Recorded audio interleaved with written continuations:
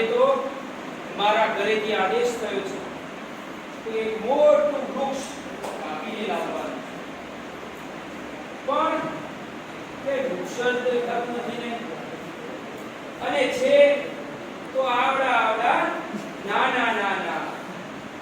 અરે ક્યાં છું? અરે વાહ, મને મારો શિકાર મળી ગયો છે.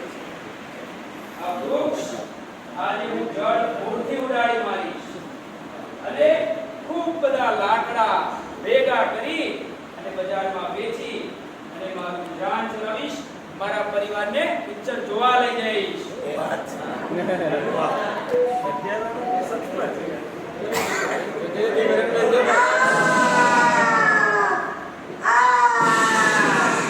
અરે મનુષ્ય, મેં તારું શું બગાડ્યું છે? તું કેમ મને જળમૂળથી કાપવા માટે ઊભો થયો છે? અરે ચૂપ રે, આજે તારો કાળ આવ્યો છે અને હું તને કાપી નાખીશ અને મારું ગુજરાન ચલાવીશ.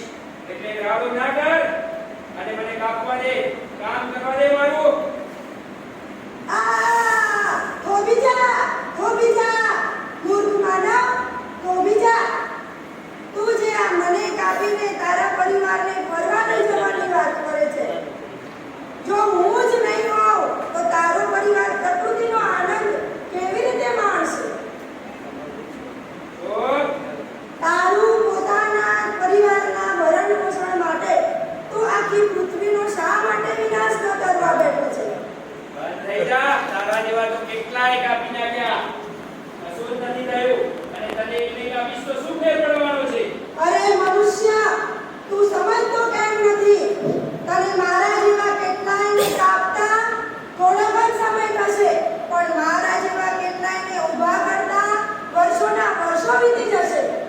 અરે એ હું શું જાણું, મારે તો આજનું થાય છે ને, કાલની ચિંતા કોને છે? ઊભું રે. અરે આ વૃક્ષ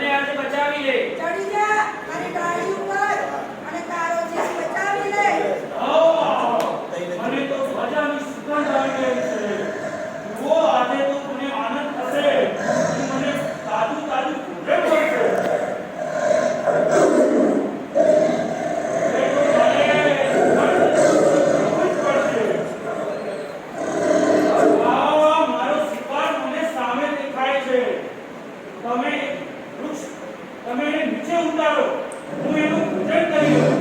ના વાઘભાઈ ના, હું એમના જેવી ના થઈ શકું. કેટલાક મનુષ્યો અપકારી હોય છે, પણ આપણે તો રહ્યા વનના જીવો.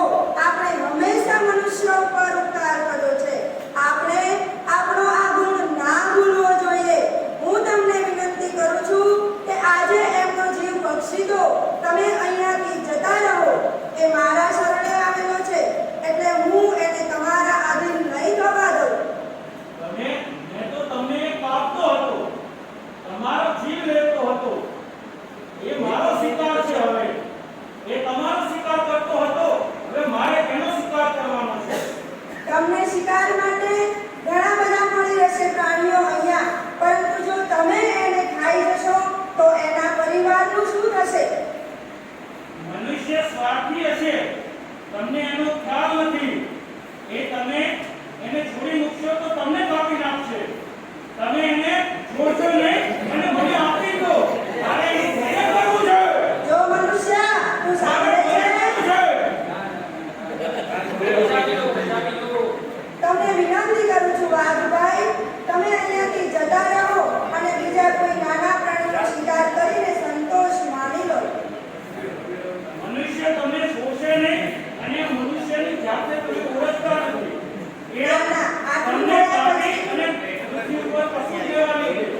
આટલું થયા પછી તો એનું હૃદય પરિવર્તન ચોક્કસ થશે. મહેરબાની કરીને તમે પાછા વળો.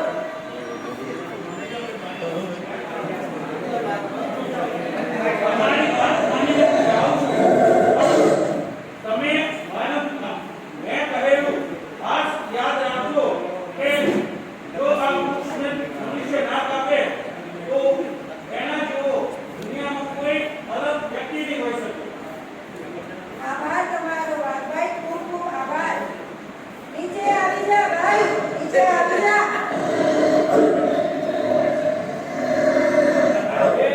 એ વૃક્ષ એ આજે મારો જીવ બચાવ્યો. અને હું ભાન ભૂલી ગયો હતો કે આવા જે આપણને અનમોલ આપણું જીવન બચાવતા વૃક્ષોને હું કાપતો રહ્યો હતો. આજે હું સંકલ્પ કરું છું કે આવા બીજા લાખો વૃક્ષો આ ધરા પર વાવીશ અને તેમને ઉછેરીશ.